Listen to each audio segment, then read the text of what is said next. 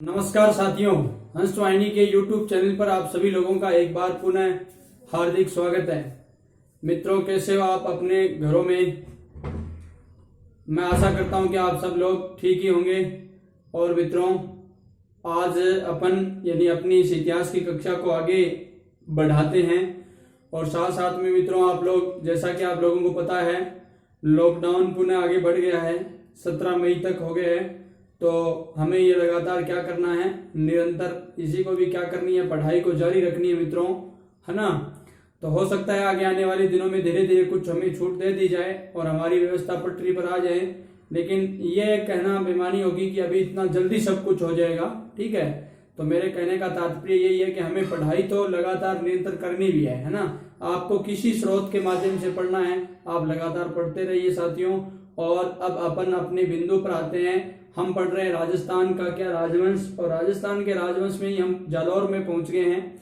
और जालौर का राजवंश हम कर रहे थे और बीच में सिवाना आ गया, क्योंकि अब हमें वहां पर भी जाना होगा, क्योंकि अलाउद्दीन खिलजी ने 1308 में आक्रमण कहां पर किया?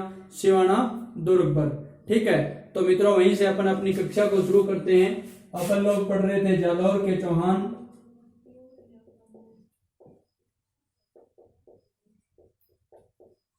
और जालौर के चौहानों के अंदर आज अपन बात करेंगे बीच में ही सिवाना के चौहान। ठीक है, अब ये जो सिवाना है, मैं आप लोगों को अच्छी तरह से उसी प्रकार बताता हूं जैसा कि हम पढ़ रहे हैं। इधर देखो, हमने बात की है कि अलाउद्दीन खिलजी के द्वारा जीतना किसको है? जालौर दुर्ग को। और वो आक्रमण किसके ऊपर करता है? सिवाना दुर्ग पर। ध्यान दे भाई, अलाउद्दीन खिलजी द्वारा सिवाना दुर्ग पर आक्रमण किया जाता है। और इस अपने यानी तिथि की हमने बात कर दी है, कब है? 1308 ईस्वी की ये घटना होती है साथियों। इधर सिवाना है और इधर क्या होगा? दिल्ली। दिल्ली क्यों होगा, इसके बारे में आपको विस्तार से चर्चा काफी खूब सारी की हुई है। तो उधर दिल्ली, इधर सिवाना। सिवाना का शासक कौन है? ये वाली बात बहुत महत्वपूर्ण है मित्रों। इस शासक का नाम है शीतल देव। नाम क्या है? शीतल देव। अब ये भी आप लोग ध्यान रख लेना, ये शीतल देव चौहान है, ये कानड़ देव चौहान का प्रशासक है यहाँ। मतलब ये मैं सीधी सीधी भाषा में कहूँ तो सिवाना भी किसके नियंत्रण में है? कानड़ देव चौहान के नियंत्रण में है। और इसकी जो सारी कहानी मैंने आप लोगों को कल ना नक्शे के माध्यम से बताई थी कि सिवाना जो दुर्ग है वो हल्देश्वर की पहाड़ी पर स्थित है। वीर नारायण पंवार के द्वारा उसका निर्माण करवाया गया। और मैंने हम लोगों ने क्या कहा था कि मारवाड़ के राजाओं की वो क्या है? शरण स्थली है। और आगे भी अपन बात करेंगे कुंभथान का किला, कुम्मट दुर्ग, कई सारी बातें हम वो दुर्गों में पढ़ने वाले हैं। लेकिन यहाँ जितनी हो सके वो मैंने आप लोगों को बताया है। और उसे सिवाना दुर्ग की क्या कहते हैं? कुंजी। सॉरी, जालौर दुर्ग की कुंजी कहते हैं किसको? सिवाना दुर्ग को। तो सिवाना में जो शासक है जिसका नाम है शीतल देव। साथियों, इसी का ही दूसरा नाम मिलता है सातल देव। ध्यान देना, शीतल देव और सातल देव बात एक ही है। तो ये भी आप लोग साथ साथ में इस बात को भी याद रखना, सातल देव चौहान। ठीक है, अगर अपन बात करें तो ये बात एक ही है, दोनों का एक ही नाम है, दोनों में से कोई भी आ जाए आप समझ जाना। अब अपन बात करते हैं, ये जो सातल देव चौहान है, इधर तो सातल देव चौहान है। ठीक है, इधर कौन है? दिल्ली में। दिल्ली में आपका वही AK-47 मतलब अलाउद्दीन खिलजी, और दिल्ली में AK है। ठीक है, अब मित्रों क्या होता है? 1308, इससे पहले मैंने कई घटना आक्रमण की बता दी है। एक तो वैवाहिक संबंध को अस्वीकार करना, है ना, कानड़ देव के द्वारा। एक गुजरात से लौटती हुई सेना पर क्या करना? आक्रमण करना। एक कानड़ देव द्वारा यानी चुनौती देकर के भरी सभा में आ जाना दिल्ली दरबार से। ये कई घटनाएं हो जाती है जो जालौर दुर्ग पर आक्रमण करना है। तो अलाउद्दीन खिलजी जालौर दुर्ग को जीतने से पहले किसको जीतेगा? जालौर दुर्ग की कुंजी को। और वो कौन सी है? सिवाना दुर्ग है। तो सबसे पहले अलाउद्दीन खिलजी का मित्रों मैं आपको याद करने के लिए बता रहा हूँ, इसका एक सेनापति होता है, बड़ा कमाल का होता है। इसका एक सेनापति होता है और वो बड़ा कमाल का होता है। और कमाल का होने का मेरा तात्पर्य, सेनापति का नाम है कमालुद्दीन गुर्ग। कमालुद्दीन गुर्ग, यानी इसका कमाल का गुर्गा था। तो ये भी आपको याद रख लेना है, कमालुद्दीन गुर्ग इसका सेनापति होता है। और ये 1308 ईस्वी में आक्रमण करेगा यानी इस कमालुद्दीन ग्रुप के नेतृत्व में साथियों आक्रमण होता है किस दुर्ग के ऊपर? सिवाना दुर्ग पर। अब सिवाना वाली पहले मैं थोड़ी इधर और बता देता हूँ। सिवाना में कौन है? सातलदेव या मतलब शीतलदेव चौहान। और यहाँ भी इसके बारे में अपन और बात कर लेते हैं। अगर शीतलदेव चौहान के अगर अपन बात करें पत्नी की, देखो मैं यहाँ थोड़ा सा आप लोगों को परिचय करवा देता हूँ क्योंकि इन सभी की हमें जरूरत पड़ेगी। पत्नी की बात करें तो मित्रों पत्नी हो जाएगी मैनादे। ध्यान देना कौन हो जाएगी? मैनादे। और अगर अपन बात करेंगे किसकी? इसके पुत्र की, यानी शीतलदेव या सातलदेव चौहान के पुत्र की बात करेंगे तो पुत्र हो जाएगा सोम। पुत्र कौन हो जाएगा? सोम। यानी इसके पुत्र का नाम क्या है? सोम है साथियों। और अगर अपन बात करें इसके सेनापति की, और सेनापति वाली बात भी हमें याद रखनी है। इसके सेनापति का नाम है बावले। क्या नाम है? बावले। नाम क्या है? बावले। ठीक है, बहुत महत्वपूर्ण है। मैंने आप लोगों को बता दिया। सिवाना दुर्ग की अपन बात कर रहे हैं। शीतलदेव की भी हमने बात कर ली, सातलदेव की पत्नी की बात हमने की जिसका नाम क्या है? मैनादे है। और पुत्र की भी हमने बात कर ली जो कि कौन है? सोमदेव है। सेनापति की अगर अपन बात करें तो वो कौन है? बावले है ना। बावले पंवार के रूप नाम से ये जाना जाता है। तो ये भी आप लोगों को याद करना है। अब होता क्या है, मैं आप लोगों को बता रहा हूँ, साथ साथ में कहानी बनाने की कोशिश कर रहा हूँ, अगर आपको याद होती है तो। 1308 ईस्वी की अलाउद्दीन खिलजी की सेनापति कमालुद्दीन ग्रुप के द्वारा सिवाना दुर्ग पर आक्रमण किया जाएगा। किस दुर्ग पर? सिवाना दुर्ग पर आक्रमण किया जाएगा। और इस दुर्ग के ऊपर यहाँ जो सेनापति ये कौन है? बावले हैं। ठीक है, कहते हैं ये युद्ध करता है लेकिन उसमें ज्यादा इसे कोई सफलता नहीं मिलती। तो अंत में ये षड्यंत्र करेगा, और षड्यंत्र के तहत ये जो बावला है ना, बावले पंवार है, ये बावले पंवार, ठीक है, तो इसको क्या दिया जाता है? लालच दिया जाता है, यानी दुर्ग का लालच दिया जाता है। कहते हैं तुम्हें राजा बना दिया जाएगा, और इसे दुर्ग का लालच देते हैं। तो ये क्या कर लेता है? ये इनकी ओर मिल जाता है, और इनकी ओर मिल करके क्या बता देता है? गुप्त रास्ते, यानी दुर्ग के गुप्त रास्ते ये बता देता है। तो ये बात आप ध्यान देना मित्रों, यानी दुश्मनों को क्या मिल गया? गुप्त रास्ते मिल गए।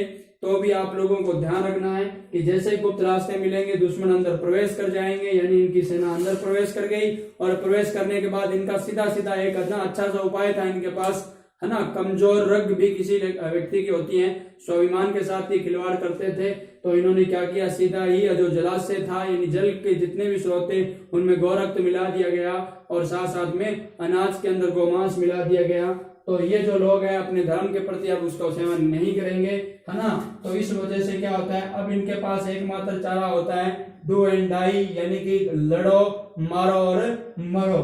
तो अंत में क्या होता है? शीतलदेव चौहान के द्वारा क्या किया जाता है मित्रों? ध्यान देना, शीतलदेव चौहान या सातलदेव चौहान के द्वारा क्या धारण किया जाता है? केसरिया। क्या धारण किया जाता है?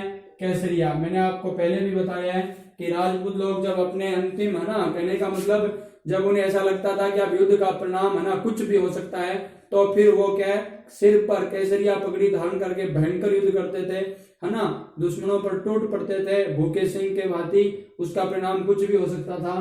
तो अब मैंने आपको बता दिया ये शीतलदेव ने केसरिया किया। तो अब एक और चीज, इसकी जो पत्नी है जिसका नाम क्या है? मैनादे है। मित्रों मैनादे द्वारा यहाँ पर क्या किया गया? जौहर किया गया। क्या किया गया? जौहर किया गया। और पुत्र सोम भी क्या हो गया भाई? वीरगति को प्राप्त हो गया। पुत्र सोम भी क्या हो गया? वीरगति को प्राप्त हो गया। ठीक है, तो इसने भी क्या किया? केसरिया किया। अब मैंने आप लोगों को बड़ी अच्छी तरीके से बात बताई है। अब प्रश्न ये आता है कि सिवाना दुर्ग में सातलदेव चौहान के साथ, है ना, धोखा करने वाला उसका सेनापति कौन था? तो इसका नाम क्या है? बावले। और मैंने आपको बताया यहाँ पर आक्रमण करने वाला कौन था? कमालुद्दीन गुर्ग, जो क्या एक का सेनापति है। तो इस युद्ध का पूरा रिजल्ट ये निकला मित्रों। अब मैं एक बात बताता हूँ, अलाउद्दीन खिलजी द्वारा दुर्ग पर अधिकार कर लिया जाता है 1308 में, और इस सिवाना का नाम बदलकर ये अलाउद्दीन जहां जा भी जाएगा और जहां मतलब जीत लेगा उसको, और वहां नाम चेंज कर देगा। तो सिवाना का नाम बदलकर इसने क्या रख दिया? खैराबाद। क्या रख दिया? खैराबाद। तो याद रखना, बहुत महत्वपूर्ण बात है, ये भी आप लोगों को जाननी चाहिए। तो ये था यानी अपना किससे? सिवाना दुर्ग का साका। साका कैसे हुआ? मैंने आपको बताया है, साका में दो घटनाएं होती है। है ना। मैंने बताया साका में दो घटनाएं होती है, एक तो होता है क्या, केसरिया, एक तो क्या होता है केसरिया, और एक मैंने आपको बता दिया क्या होता है जौहर। ठीक है, एक तो केसरिया और एक जौहर। और जब ये दोनों घटनाएं एक साथ संपन्न होती है तो इस घटना को क्या कहते हैं, संयुक्त रूप से शाखा, यानी केसरिया करना और जौहर जब दोनों एक साथ हो जाते हैं उसे क्या कहते हैं, शाखा। तो आप लोगों को याद रखना है, जब दोनों में से कोई एक घटना होती है तो उसे कहते हैं अर्ध शाखा। क्या कहते हैं, अर्ध शाखा कहते हैं। बात करेंगे अपन अर्ध शाखा कहाँ का प्रचलित है मेरे साथियों। बात करेंगे अपन जैसलमेर का जो दुर्ग है 2.5 शाखा के लिए जाना जाता है, तो एक वहां आधा हुआ था ना, तो वो भी अपन बात करने वाले हैं। ठीक है, तो ये आप लोगों को याद रख लेना। पठान आया था एक कांधार का, अपन सारी बात करने वाले हैं। तो ये हुई यानी अपने युद्ध की। एक बार पुनः मैं 1 मिनट में बताता हूँ। दिल्ली का शासक कौन है, अलाउद्दीन खिलजी। सिवाना का एक तरीके से प्रशासक है, प्रशासक का नाम क्या है, शीतल देव चौहान है ना। एक का मूल उद्देश्य किसको, जालौर को जीतना है, तो जालौर दुर्ग की कुंजी को पहले जीतेगा। शीतल देव की पत्नी का नाम मेणादे है और पुत्र का नाम सोम है, सेनापति भावले है। अलाउद्दीन खिलजी का सेनापति कमालुद्दीन गुर्ग है। 1308 की बात है, ये आक्रमण करता है, सफलता नहीं मिलती, तो अंत में ये जो भावले सेनापति इसको अपनी ओर मिला लेता है। ये गुप्त रास्ते बता देता है। दुर्ग के अंदर गौरक्त है ना, जलाशय में डाल दिया जाता है और गोमांस अनाज में, ये सारी बात होती है। फिर मैंने आपको बताया इधर क्या होता है, शीतलदेव द्वारा केसरिया धारण किया जाता है। दुश्मनों पर टूट, है ना, कहने का मतलब बुरी तरह से टूट पड़ते हैं और दुश्मनों को काफी को खत्म भी करते हैं और साथ में खुद वीरगति को प्राप्त हो जाते हैं। ये कहानी सोम के साथ होती है और इनकी पत्नी है जिनका नाम है मेणादे, ये कई महिलाओं के साथ क्या कर लेती है, जौहर संपन्न कर लेती है। तो मित्रों ये हुआ अपना कौन सा शाखा, जालौर का नहीं बल्कि सिवाना का शाखा। अब अपन बात करते हैं इसी से जुड़ा हुआ, यानी कि जालौर दुर्ग की कुंजी हाथ आगे किसके, एके का मतलब अलाउद्दीन खिलजी। अब मित्रों अलाउद्दीन खिलजी रुकेगा नहीं, क्योंकि इसका मूल उद्देश्य तो क्या है, किसको जीतना, जालौर को जीतना है। तो करवाते हैं फिर अगली कहानी पूरी अपन। तो सबसे पहले अपन यही बात लिखेंगे, जालौर, ये लो जालौर, और अगर एक चीज अपने को लिखनी होगी दिल्ली, ये लो दिल्ली। इस प्रकार आप याद कर सकते हो, हर चीज को मिक्स नहीं होती। जालौर का शासक है अपने पास कौन है, कानड़ देव चौहान। जालौर का शासक कौन है, कानड़ देव। ठीक है, अब देखो अपन इसी से कहानी शुरू करते हैं। दिल्ली का शासक कौन है, एके। दिल्ली का शासक कौन है, एके का मतलब अलाउद्दीन खिलजी, AK-47 नहीं है। और अब अपन बात करेंगे, देखो यहाँ मैं थोड़ा सा आपको परिचयात्मक रूप में बताता हूँ ताकि कोई दिक्कत नहीं आने वाली है।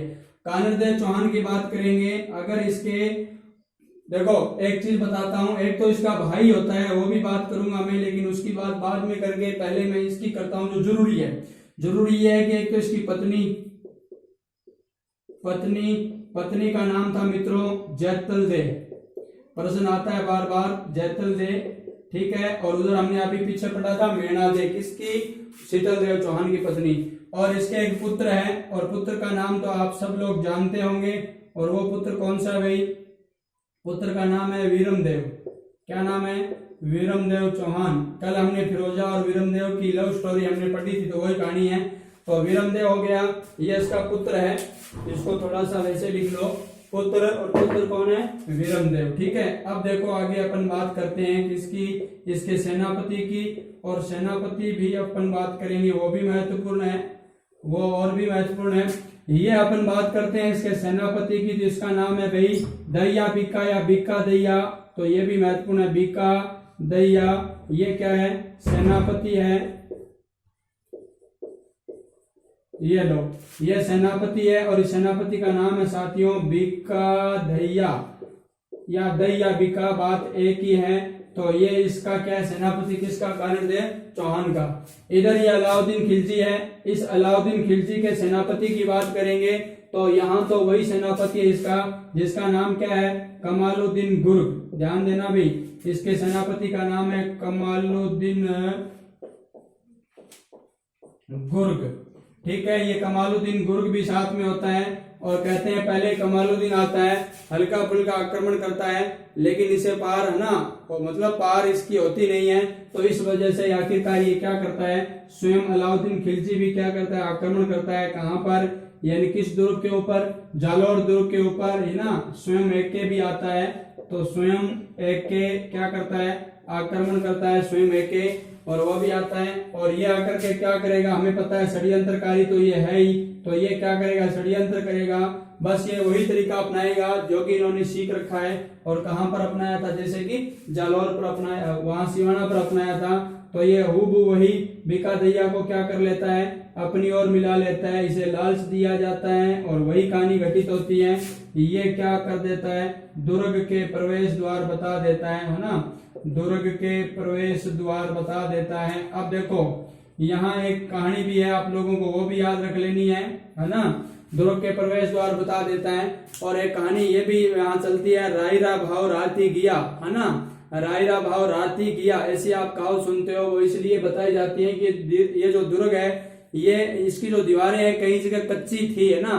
तो इसका पता लगाने के लिए, है ना, कि राई कहते हैं कि बहुत तीव्र गति से 1 या 2 दिनों के अंदर क्या हो जाती है, 2 या 4 दिनों के अंदर क्या हो जाती है, ये उग जाती है। ठीक है, तो ये पता लगाने के लिए कि कहाँ से दीवारें कच्ची हैं, तो इस ये जो बीका दैया था ना, ये इनको बता देता है ना, इनको कि भाई इस प्रकार आप राई लाओ, छिड़कवा दो, और जहां जहां आपको पता चले उग जाए वहां मान लेना क्या है, कौन सा कच्चा मतलब क्या है, कच्ची मतलब दीवार है, आप उसको ढाक कर जा सकते हो, उस प्रकार की चीज है।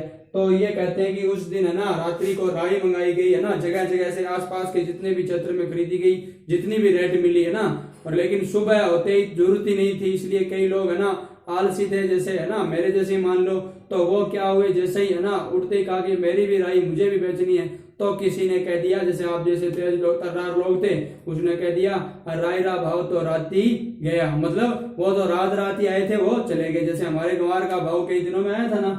तो ये वाली बात आप थोड़ी सी ध्यान दे लेना मित्रों, मैंने आपको बता दिया है। और ये जो बीका दैया, देखो एक इंटरेस्टिंग सी कहानी और बताता हूँ। बीका दैया ये काम कर करके जाता है अपने घर, बीका दैया कहाँ जाता है, ये अपने घर, और घर जाकर के ये अपनी पत्नी को कहता है, पत्नी को कहता है कि मैं आज, है ना, हे प्रिय, मैंने आज ये काम किया है जिसके लिए आपका जो माथा है गर्व से ऊंचा हो जाएगा।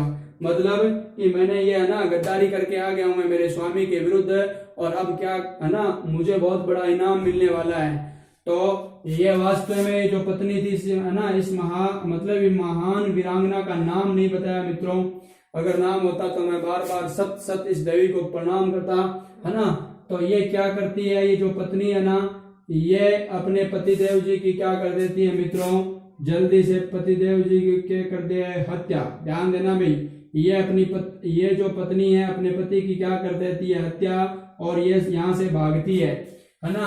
ये भाग करके कहाँ आएगी, मतलब जहां कानरदेव को सूचना देने के लिए पहुंचेगी, लेकिन जब तक ये आती है साथियों, तब तक क्या हो चुकी होती है, देर हो चुकी होती है। मतलब मुस्लिम सेना दुर्ग के भीतर प्रवेश कर जाती है, और मुस्लिम सेना दुर्ग के भीतर जाकर के क्या करेगी, उसका कोई नपा तुला रास्ता है, उसे वही करना है।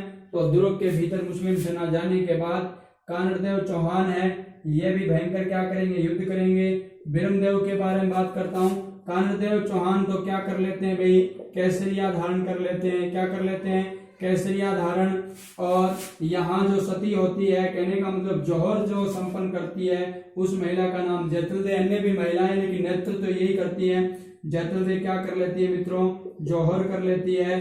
दो घटना जौहर व केसरिया एक साथ हो रहा है, तो ये भी क्या है, शाखा है, किस दुर्ग का, जालोर दुर्ग का शाखा है। और विरमदेव के द्वारा मित्रों ध्यान देना, अपनी कुल देवी आशापुरा माता, कुल देवी आशापुरा माता के मंदिर के आगे, है ना, आशापुरा माता का जो मंदिर था ना, इस मंदिर के आगे आत्महत्या, ऐसा उल्लेख मिलता है, आगे आत्महत्या। ठीक है, ये बात मिलती है। और यह आत्महत्या क्यों की जाती है, यह एक स्वाभिमानी शासक है, स्वाभिमानी व्यक्ति है, दुश्मन के हाथों मरना ये चाहता नहीं है, इसलिए इसने क्या है, बहुत सारे दुश्मनों को मारा, और फिर खुद अपने आप को क्या है, माता जी के आगे अपने आप को ही, है ना, अपने आप की लीला समाप्त कर दी। इसे आत्महत्या कहेंगे। आत्महत्या करना पाप होता है मित्रों, ठीक है, ये इसका पाप था, जघन्य पाप ही है। लेकिन फिर भी विरमदेव बड़ा ही वीर था, और कल हमने इसकी वो कहानी भी पढ़ी थी, उसी कहते हैं तो वो गर्दन वाली कहानी उधर चलती है। तो यहाँ पर बहुत सारे प्रश्न बनते हैं। हाँ, अब दूसरा बात मैं और बता देता हूँ। अलाउद्दीन द्वारा दुर्ग पर क्या कर लिया गया, अधिकार दुर्ग पर अधिकार। अब एक बात मैंने आप लोगों को अभी तक नहीं बताई, क्योंकि मैं अब बताने वाला हूं आपको कि अगर AK 1308 में सिवाना को जीतता है, लेकिन ये जो दुर्ग जीतता है उसकी तारीख मैं बता रहा हूं आप लोगों को, क्योंकि अभी मैं आपको ये बताने वाला हूं दुर्ग पर अधिकार किसका, अलाउद्दीन खिलजी का। यह आक्रमण कब होता है? 1311 में होता है। 1311 ईस्वी में AK का क्या किया जाता है, मतलब जालौर दुर्ग पर आक्रमण, और 1300 आक्रमण में क्या किया जाता है, दुर्ग पर अधिकार कर लिया जाता है। और नाम बदल कर क्या नाम रख दिया, देखो जालौर से जलालाबाद, जैसे उसी से सही निकल जाएगा, कोई दिक्कत है नहीं। जलालाबाद नाम क्या रख दिया, जलालाबाद। उधर सिवाना का खैराबाद, चित्तौड़ का खिजराबाद, ठीक है। इस प्रकार के ये नाम रखकर जाता है। अगर अपन बात करेंगे उधर आमेर के अंदर भी एक व्यक्ति नाम बहादुर शाह नाम चेंज करता है, अपन वो भी बात करेंगे। मुज्जम मुआज्जम वाली कहानी है ना, मोमिनाबाद, तो ये भी ध्यान रख लेना आप लोग। तो जालौर का दोबारा में ये पूरी की पूरी कहानी अगर आप लोगों को नहीं समझ में आई है, अगर कहीं गड़बड़ हो रहा है तो एक बार पुनः देख ले, ठीक है। मैं ये कह रहा था ये घटना है 1311 ईस्वी की, ठीक है। अलाउद्दीन खिलजी है दिल्ली का शासक, ये इसका सेनापति है कमालुद्दीन गुर्ग, ये है ना सेना लेकर आक्रमण करता है किस दुर्ग पर, जालौर दुर्ग पर। इससे मतलब ये जीत नहीं पाता है, तो साथ में कौन आ जाता है, फिर AK भी सेना लेकर आ जाता है। तो अब अलाउद्दीन खिलजी क्या करता है, आक्रमण जालौर पर कर रहा है। जालौर का शासक कानड़देव चौहान है, इसकी पत्नी का नाम जैतलदेव है, इसके पुत्र का नाम वीरमदेव है, सेनापति कौन है, बीका दहिया है, ठीक है। अब मैंने आप लोगों को ये सारी कहानी बताई कि AK के द्वारा इस बीका दहिया को, है ना, बीका दहिया, थोड़ा सा ही ध्यान रख लेना, नाम चेंज कर लेना। बीका दहिया के द्वारा क्या किया जाता है, विश्वासघात कर लिया जाता है, और ये इनके साथ मिल जाता है, इसे लालच देते हैं, और ये ना ये दुर्ग का क्या बता देता है, प्रवेश द्वार। और मैंने राई का भाव रात ही गया कहावत आप लोगों को मैंने बताई है, तो वो भी याद रख लेना। सेनापति ये दहिया भी का यही धोखा देता है, और ये वापिस अपने घर पर जाता है। तो इसकी पत्नी के द्वारा इसकी क्या कर दी जाती है, हत्या कर दी जाती है साथियों। और ये जो पत्नी होती है ये भागती भी आती हैं, लेकिन जब तक आती है तब तक सारा काम क्या हो जाता है, खराब हो जाता है ना। मुस्लिम सैनिक दुर्ग के भीतर प्रवेश कर जाते हैं, और इधर कानड़देव चौहान के द्वारा केसरिया किया जाता है, पत्नी जैतलदेव के द्वारा जौहर संपन्न किया जाता है, पुत्र वीरमदेव के द्वारा अपनी कुल देवी आशापुरा माता के आगे क्या कर ली जाती है, आत्महत्या कर ली जाती है साथियों। तो अब आप लोगों को मैंने बता रखा है कि जब दोनों घटना एक साथ हो जाए, कौन सी, केसरिया प्लस जौहर, केसरिया प्लस जौहर, तो अब आप लोगों को ये भी ध्यान रख लेना है इस घटना को क्या कहेंगे, शाखा। और ये शाखा किस दुर्ग का है, जालौर दुर्ग का शाखा है। कौन से दुर्ग का, जालौर दुर्ग का शाखा। और ये शाखा कब संपन्न हुआ है, 1301 में संपन्न हुआ है साथियों। अब मैं और महत्वपूर्ण बात बताता हूँ, कानड़देव चौहान का एक है ना भाई था चचेरा, जो भी इस प्रकार की बात मिलती है, और इसका नाम भी आगे मिलता है मालदेव, मुच्छाला मालदेव नाम मिलता है, मुच्छाला मालदेव। कानड़देव किसका, चौहान का भाई है मुच्छाला मालदेव। ये क्या कर लेता है, AK की अधीनता, AK की क्या स्वीकार कर लेता है, अधीनता स्वीकार कर लेता है। तो अलाउद्दीन खिलजी इस आदमी को, मालदेव मुच्छाला को क्या कर लेता है, अगर अपन बात करेंगे रणथंभौर दुर्ग, है ना, अगर दो बात मिलती है, रणथंभौर दुर्ग की क्या सौंप देते हैं, जागीर, ठीक है। ये वाली बात भी थोड़ा सा ध्यान रख लेना है। और चित्तौड़ दुर्ग की, सॉरी ये भी थोड़ा सा ध्यान देना, चित्तौड़ दुर्ग, ठीक है। तो ये भी आप लोग थोड़ा सा ध्यान रखें।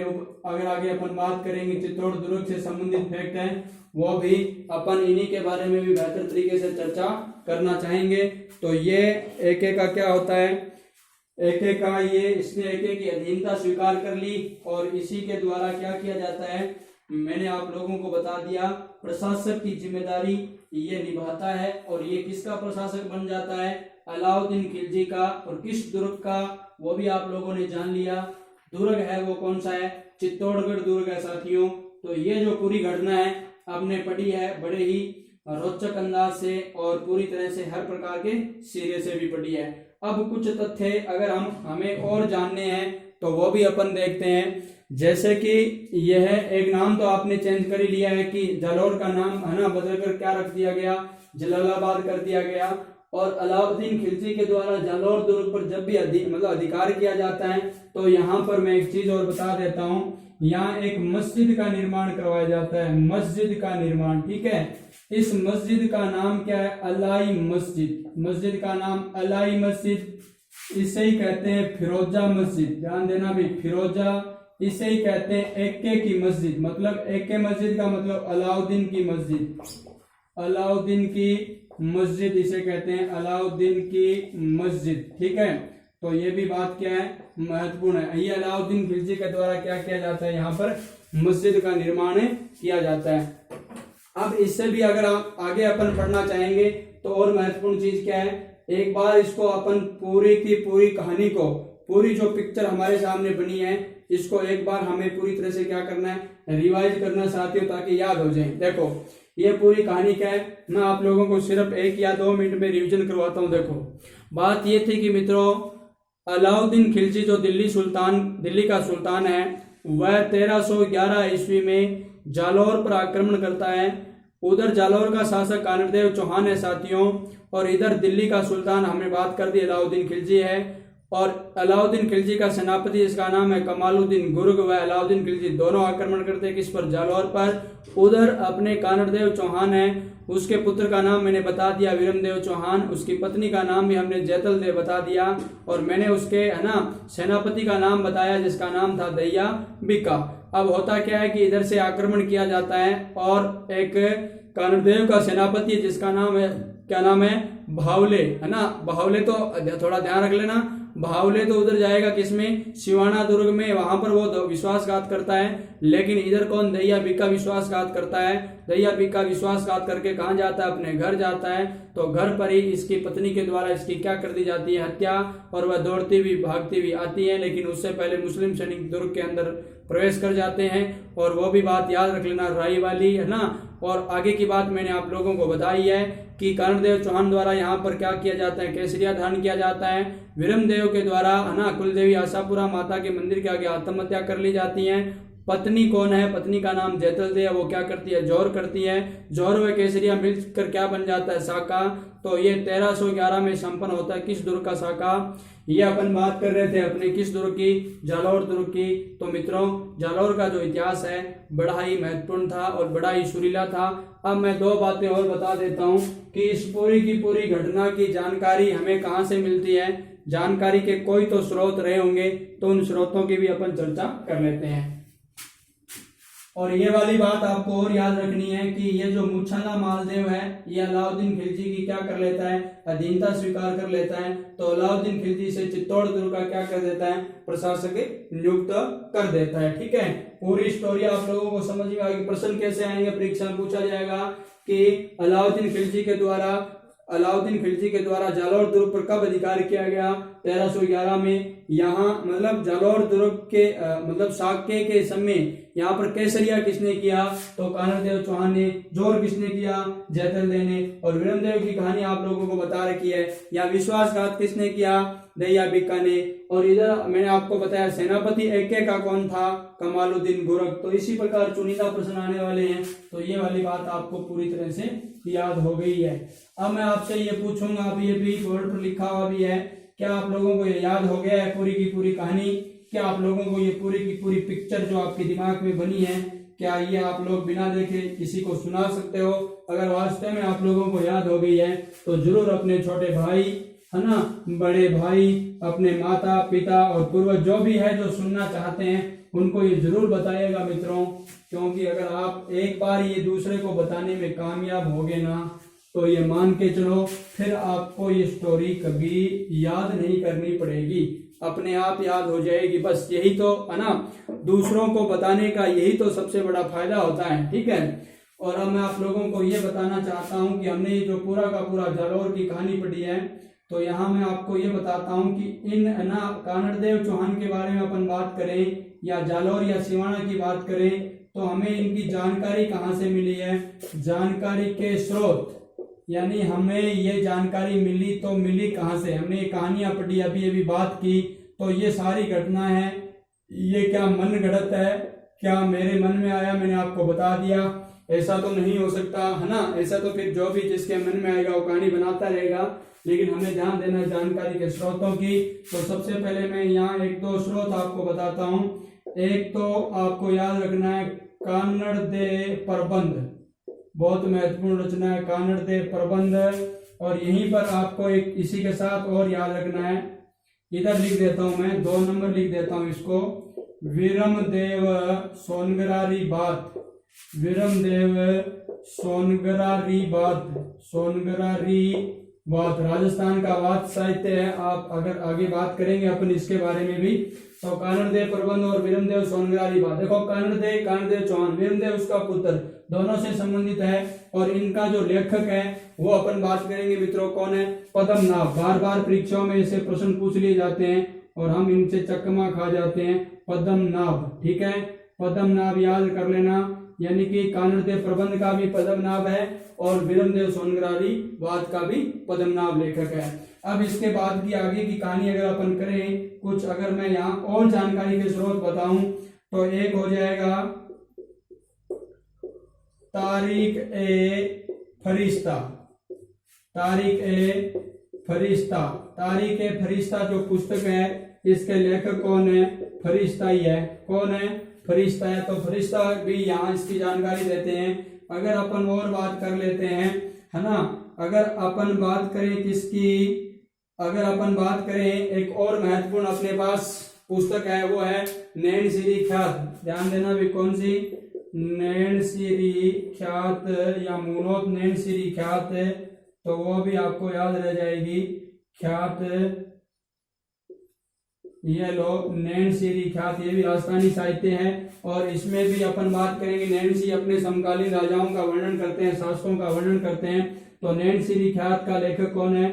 मूणोत नैन सिंह है, मूणोत नैन सिंह, ठीक है। तो अब ये भी बात याद रख लेना, इस मूणोत नैन सिंह को राजस्थान का क्या कहा जाता है? अबुल फजल। किसने कहा? मुंशी देवी प्रसाद ने कहा। आपको ये भी पता है ये मूणोत नैन सिंह किसके दरबार में था? उधर अपन बात करके आए थे जसवंत सिंह की। और इधर मैं आपको अंतिम जो बात बता देता हूँ, वो भी अपन बात करते हैं खजाइन उल फुतुह। क्या नाम है? खजाइन उल फुतुह। ये जो रचना है ये भी किसकी है? खजाइन उल फुतुह। और ये हम पहले से पढ़कर आ रहे हैं। ये जो पुस्तक है किसकी है? अमीर खुसरो के साथियों। तो ये हुए यानी अपने क्या, ये अपने मतलब ऐतिहासिक स्रोत हुए, इससे हमें जानकारी मिलती है किसकी? जालोर के चौहानों की। मित्रों ये बड़ी महत्वपूर्ण बात है। इसी के साथ मैं आज की कक्षा को संपन्न करता हूँ। जय हिंद, जय भारत, वंदे मातरम।